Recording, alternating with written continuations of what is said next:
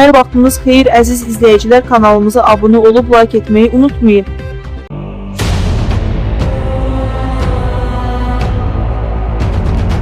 Şəhidlər ailələrinə onları xatırladan əşyaları, xalqımıza isə vətənimizin bütövlüyünü əmanət ediblər. Bu əmanətə sədaqət isə hər birimizin borcudur. Şəhid məzarının qarşısında qoyulan güllər də məzar önünə düzülən şəxsi əşyalarda. Təəssüf ki, bir şəhidin müharibədə döyüş boyu ayağında olan çəkməsi, kaskası, digər şəhidin isə gitarası məzarının önündən uğurlanıb.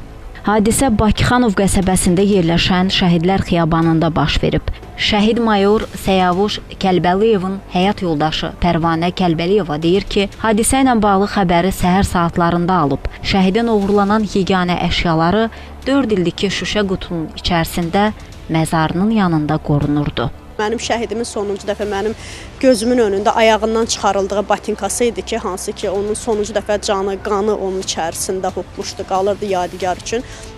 Və mənim şəhidimin son olaraq batinkasını və başından çıxarılan papağını, kaskasını gəlib təəssüf ki, şüşəni sındırıb aparıblar. Biz düşünmək istəmirik ki, bunu hansısa ağlı başında normal düşüncəsi olan bir insan eləyə bilər. Əslində mən dünən burada olmuşam.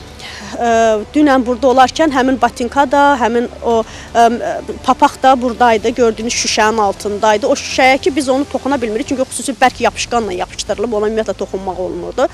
Və bugün mənə zəng gəldi ki, bəs sizin şəhidin üzərindəki şüşə qırılıb və onun içərisindən aparılıb.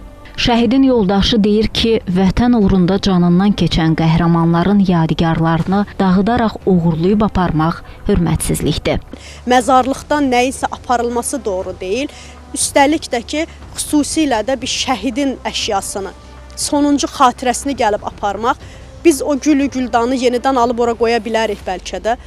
Yəni çətin bir şey deyil, amma mən şəhidimin son batinkasını, son papağını hardan alacağımı bilmirəm. Yəni əgər o itmiş oldusa da və mən inanıram ki, o bizə qayıdacaq.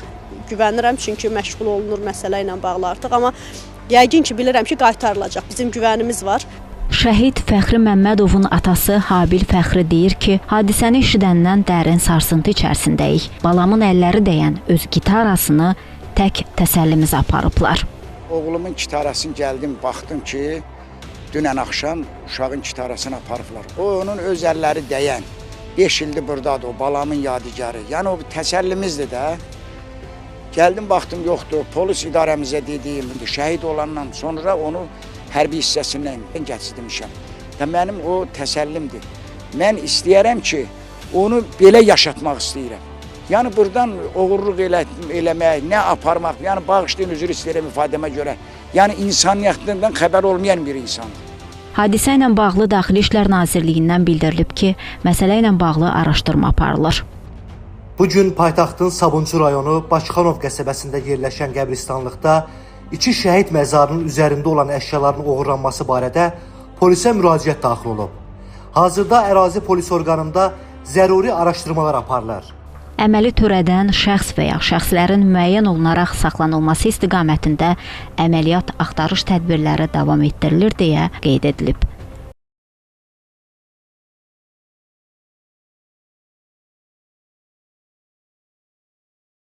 Videomuzu bəyəndinizsə kanala abunə olmağı və videonu bəyənməyi unutmayın.